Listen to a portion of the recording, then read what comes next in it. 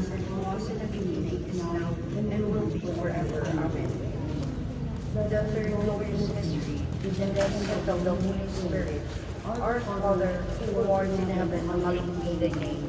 Thy kingdom come, thy will be done on earth as it is in heaven. Give us this day our daily bread, and forgive us our trespasses, as we forgive those who trespass against us. And lead us not into temptation, but deliver us from evil. Hail Mary, full of grace, the Lord is with you. Blessed are you among women, and blessed is the fruit of your womb, Jesus. Holy Mary, Mother of God, pray for us sinners, now and at the hour of our death. Amen. Hail Mary, full of grace, the Lord is with you. Blessed are you among women, and blessed is the fruit.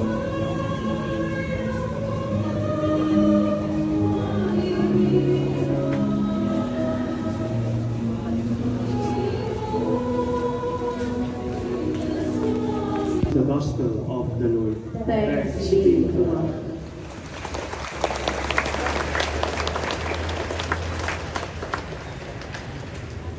Prayer for the blessing of the rosaries and other religious articles.